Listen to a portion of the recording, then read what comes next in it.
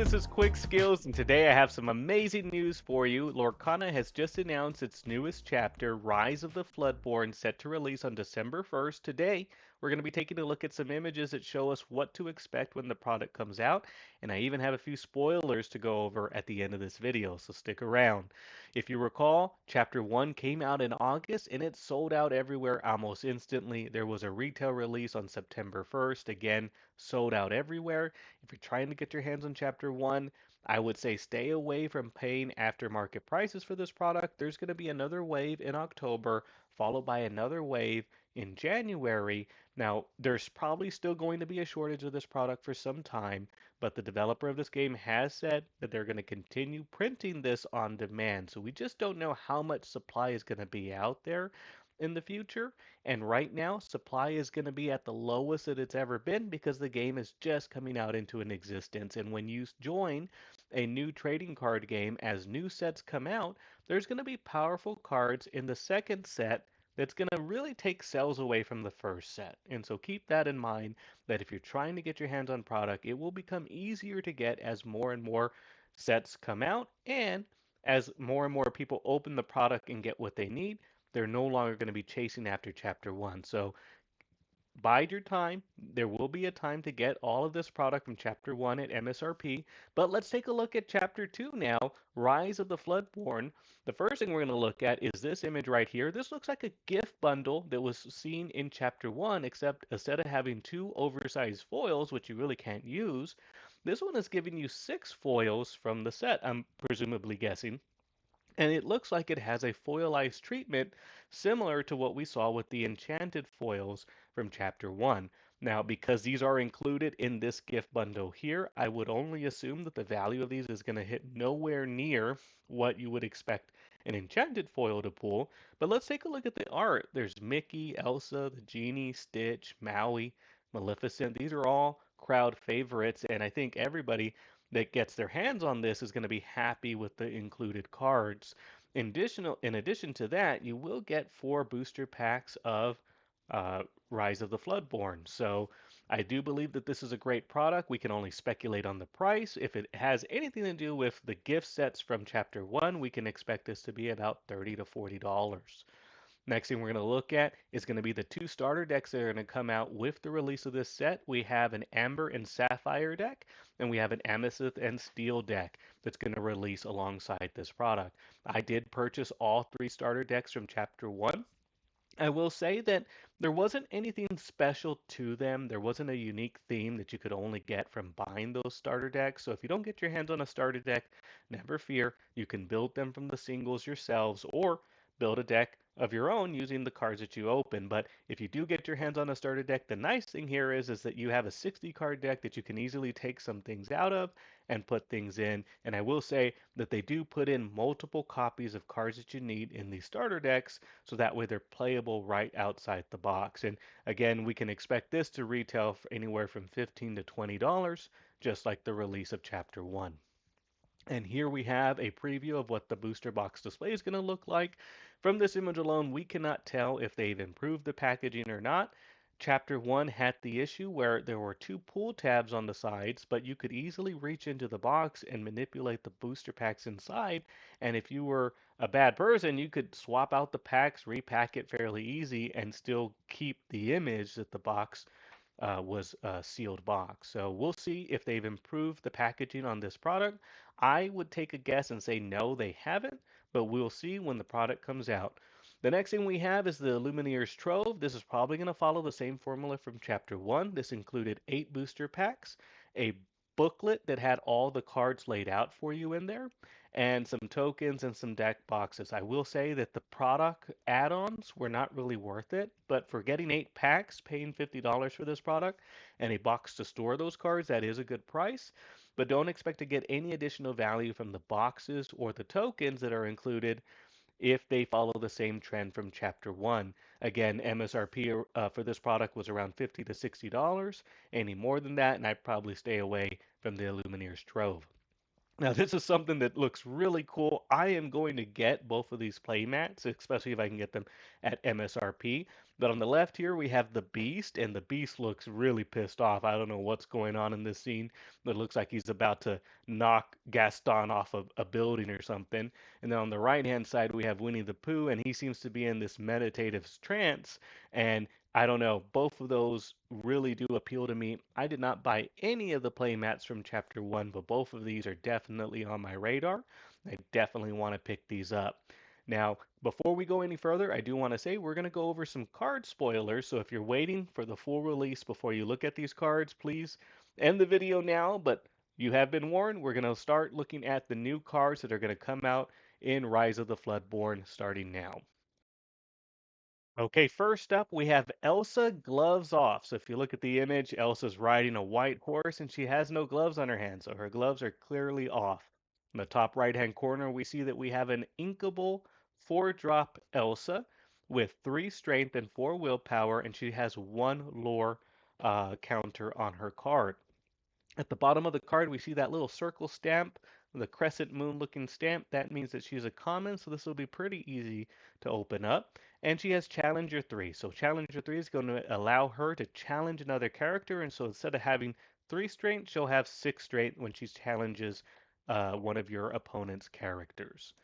Next up, we have Dinner Bell. This is an item that costs 4 to bring out. It is not inkable. And its ability says, you know what happens. You tap the card, pay 2, and draw cards equal to the damage on chosen character of yours. Then banish them. And so let's just say we had Elsa out and she has 4 willpower. Let's just say by some chance she had 3 damage on her. If you were to use the Dinner Bell, pay 2, and sacrifice your Elsa with 3 damage counters on her, you would banish the Elsa, but in return you're going to get to draw 3 cards. So that's pretty interesting. At the bottom we can see that bronze looking triangle. That's going to mean that this card is a rare, and she'll be fairly common to open up because there are 2 rares open per pack. Next up, we have Zero to Hero. This is an uncommon. The little storybook looking icon at the bottom means that it's uncommon. This will be fairly common to open up as well. It is not inkable and it will cost 2 to bring out, and this is a song. So songs can be sung by other characters. So rather than tapping your ink or exhausting your ink to play Zero to Hero, you could have a character on your board sing the card as long as their casting cost was 2 or more. It says count the number of characters you have in play. You pay that amount of less ink for the next character you play this turn. And so let's just say you had Sebastian, which costs 2, sing 0 to hero, and you have 4 characters in play. Then for starting at 4, you'll be able to play anything for 4 or less for free. Or if you have a 6 drop, you'd basically subtract 4 and only need to pay 2 more ink to bring out a 6 drop. So this has a interesting way of bringing out some high costing characters without having to put a ton of investment of ink into your inkwell, which is kind of a hard thing to do sometimes because you want to play the cards, but if you ink them, they're no longer accessible. So this might be an easy way to bring out some big creatures. Next up, we have the Sorcerer's Spellbook. This is an item. It is also not inkable, will cost 3 to bring out, and it has the ability called Knowledge. And this is pretty straightforward. You tap it, pay 1 ink, and you're going to gain 1 lore. So this is an interesting way to gain lore without having to quest or send characters out on quest to gain your lore. At the bottom of the card, we do see it has a triangle. This is going to be a rare. This is probably going to be one of the easier cards to pull. Next up, we have Tiana, Celebrating Princess. This is also a non-inkable card. It costs 4 to bring out, 1 strength, and 4 willpower, and it has the ability Resist plus 2. What this is going to do is whenever your character is exhausted and can be challenged by your opponent, any damage dealt to the creature is going or character is going to be reduced by 2 coming in. So if, for instance, Lilo, which is only has 1 power, tries to challenge Tiana, the 1 power is going to be nullified by the resist 2. So you'll have to challenge with characters that are at least 3 or higher in power, or the effect would be a net 0, and in fact Tiana would deal 1 back. So that would be a very bad trade-off. And she does have the ability that says, what you give is what you get. While this character is exerted and you have no cards in your hands, opponents can't play actions, which is pretty interesting because up until now, I don't think there's very many ways to interact with your opponent on their turn. Now, indirectly, you will be influencing what they do on their turn because having an exhausted Tiana is going to mean that your opponent cannot play a Be Prepared or a Whole New World because you cannot play action cards while Tiana is exhausted or exerted. And there's a lot of cards like Fire the Cannons, for instance, that you may want to play on your turn, and Tiana might prevent you from doing that. So an interesting pick. I would keep my eye on this one. It is a super rare, so this is going to be on the verge of being harder to pull. You're not going to see very many Tianas in a box of Lorcana. Next up, we have Winnie the Pooh, and I just love this art. I'm hoping to get this card as a cold foil, and luckily for me, if we look at the bottom, it is a common, so it should be fairly easy to pull this card as a common. Up at the top, we do have a 5-drop Winnie that is inkable, 5 strength, and 5 willpower. So this is a very stout Winnie the Pooh, Honey Wizard, and he has 2 lore counters on him. So when he quests, you're going to quest for 2. Now, because this is a common and it costs 5 to bring out, I don't see that many people are going to want to rush to play this Winnie the Pooh, but it is a nice inclusion. I love the art, and we'll see if this card can make an appearance in any decks. I doubt it though. Next up, we have the Queen Commanding Presence. This is a 5-drop inkable card with 4 power and 3 toughness with the ability to shift 2. So if you have a queen out on play, you can upgrade your queen to the Queen Commanding Presence for an additional 2 ink. And it has the ability that says, who is the fairest?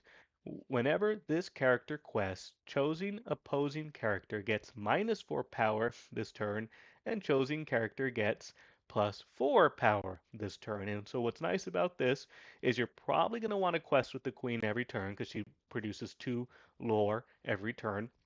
When you do that, you're going to weaken your opponent's board. So let's just say you had the Winnie the Pooh, for instance, which is a 5/5. His power is going to go down to 1 power. And let's just say you had your Lilo, which is a 1/1 out on the board, and Lilo, for some reason, wanted to challenge Winnie the Pooh. Well, her power would go up to 5, being able to banish Winnie the Pooh, and Winnie the Pooh would deal 1 power back to Lilo, effectively banishing Lilo. But the trade-off there for a Petley 1 power creature is going to be able to take something out with 5 willpower. That's pretty interesting. We'll see. This seems to be a very good way to beef up cards that you bring out early on that may not have as much use as later on, where the one lore may not help you as much. But let's just say you're using Sebastian to sing stuff out, and now you have nothing to sing. Getting you the one lore is not going to help you, but maybe with the Queen, having that additional 4 out there might make Sebastian a, a beater during your game of Lorcana. Next up, we have Raya, which is a 4-drop inkable card. It has 5 power and 3 willpower, and only 1 lore produced per quest. At the bottom, we have Uncommon, and I do welcome the appearance of Raya, but I do not believe that this Raya is going to see much play. Next up, we have a very funny card. This is Gaston, Intellectual Powerhouse. And if you've ever watched Beauty and the Beast, Gaston is not known for his intellectualness. In fact, he makes it seem as though he cannot even read in the movie. And so here we have a chalkboard. It looks enchanted or at least electrified. And in the background, you can kind of see Gaston's thinking up of a scheme to get rid of the Beast and to be married to Belle. He is not inkable, and it's going to cost 6 to bring him out. And he only has 4 power and 4 strength and 4 willpower, which is interesting because that means that Winnie the Pooh is stronger than Gaston, which should not be the case. Uh, Produces 3 lore per quest, which is pretty high, and has the ability Developed Brain. When you play this character, look at the top 3 cards of your deck, put one into your hand, and put the rest on the bottom of your deck in aiding order. So this is a really great way to find what you need in your game of Lorcana But when once Gaston is out, you're probably going to be sending Gaston on a bunch of quests because three lore per turn is pretty good out of a single card. Next up, we have one of my favorite cards that have been spoiled so far, and that's going to be Belle Hidden Archer. Now, this is a legendary. Legendaries are incredibly hard to pull. In a whole box of Lorcana, you might only pull two or three legendaries per box. And so it's going to be very hard to get four Belle Hidden Archers from product, but just know that if this card is playable, which it looks like it is, there's going to be a very expensive card to own. This is a 5-drop non-inkable card, has 3 strength and 3 willpower, has the ability to shift into another Belle, so you could just pay 3 ink and shift into this Belle, Hidden Archer. She will produce 3 lore per turn, which is pretty aggressive. That's kill on sight worthy. However, she has this ability called Thorny Arrows, which looks pretty brutal. Whenever this character is challenged, the challenging character's player discards all cards in their hand. And so that could mean that to get rid of Belle, you might have to discard your hand. I would question to see how much cards your opponents will have in hand when she comes out, because at 5 ink, you're typically not going to even be able to quest with her until turn 6. The likelihood is your opponent might have already played out their whole hand, or whatever they're willing to discard, they may not even need, and they could just easily challenge into Belle. So it may not be as overpowered as it appears, but at the same time, this is something to watch out for, because people that are going to want to keep cards in their hand, they're going to have to pay a hefty price for challenging this Belle. Next up, we have Merlin Shapeshifter. This is a rare that's going to cost you 4 ink, and it is inkable. It only has 1 strength and 5 willpower, and it has only 1 lore counter on the card, but it has an interesting ability called Battle of Wits. I would keep my eye on this card because this looks like a combo enabler, something that we haven't seen out of Chapter 1. This says whenever one of your other characters is returned from your hand from play, this character gets +1 lore this turn. So if you have a character in play and for whatever reason it gets returned to your hand, you basically get 1 lore. Now, there is a way to free cast brooms with the purple Mickey. So if you have purple Mickey out, you have the broom out, and you're returning the broom to your hand and putting it back into play, you might find yourself in a situation where you can drop multiple brooms per turn and basically make this Merlin 5 lore, 6 lore. Maybe you can even get to 20 lore with some unreleased mechanic that we have yet to see. So this Merlin at a glance may not seem very powerful, but once this set comes out, or maybe even future sets, I could see this being a combo enabler that could basically make this card 20 lore or more to win the game on a single quest. Next up, we have Cinderella Stouthearted, and this art is amazing. So here we have Cinderella, who is not known to wear armor, but in this image here, she has a sword, she has a full set of armor, and a shield with a cape. She looks like she's ready to kick some butt.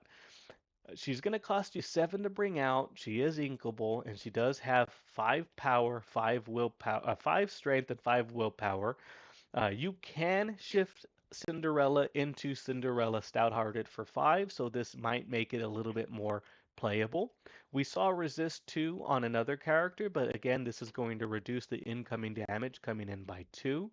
Having the ability to quest for 3 is very good, but having the ability, the singing sword, whenever you play a song, this character may challenge ready characters this turn, allows you the ability to challenge into characters that may have not wanted to be challenged because they weren't exhausted. And so the Singing Sword may be a way that we can take out some characters that are a little bit troublesome and are not exhausted, so they cannot be challenged. But I think with the high casting cost and the it's basically 5 strength, 5 willpower is very average. I mean, this is basically Winnie the Pooh level strength and willpower. I think I would probably be better suited to just quest for 3 and know that she's going to be very hard to take out because resist 2 is going to nullify a lot of incoming damage. So I'd probably just quest with her and not even worry about the Singing Sword ability. And the last card we have to review here is Mickey Mouse Friendly Face. This is a 6-drop Mickey. It is a super rare. It does have 1 power, 1 strength, and 6 willpower. And this card does produce 3 lore per quest, but it has an interesting ability called Glad You're Here. Whenever this character quests, you may pay 3 less for the next character you play this turn. So you can quest with your Mickey, and basically your next character is going to be that much more cheaper. I don't know. We'll see how that works. I know that there are some 8 casting costs, 9 casting cost creatures, so to get 3 discount on it would be pretty impactful to leapfrog ahead to something higher casting. But we'll see if Amber has any kind of interactions with some of those higher drop characters that you're going to want to ramp into. However, this is an interesting mechanic because you are going to want to quest with Mickey every time he is out because he produces 3 lore, and getting the added bonus of just basically playing the next creature for free if it's 3 or less, or getting a big discount on that creature could mean that Mickey Mouse Friendly Face is going to make some appearances in some decks going forward. Well, that pretty much concludes our video. Thank you so much for watching. Please leave me a comment if you like the cards that have been spoiled so far. I'm going to be keeping an eye on this product, and I'm also planning on doing a financial overview of the cards in Chapter 1. I have been waiting for the volatility to die down a little bit, and now that we know that we need to wait until October until the next meaningful shipment of cards, I think we're going to see some steady prices going forward. I think there's enough product in people's hands where the only people opening up product right now are people trying to basically sell the cards, or I think, or people that are paying an exorbitant price in the secondary market and they're probably keeping the cards for themselves. I don't think they're buying from the secondary market to resell the cards. I think they're buying from the secondary market to use the cards. And so I think we're going to see some stable prices here at least in through middle of October once the next release comes out, and then I'll be happy to track where the prices go once chapter 2 is released. Well, thanks again for watching. This is Quick Skills. I hope you enjoyed this video. You have a good day.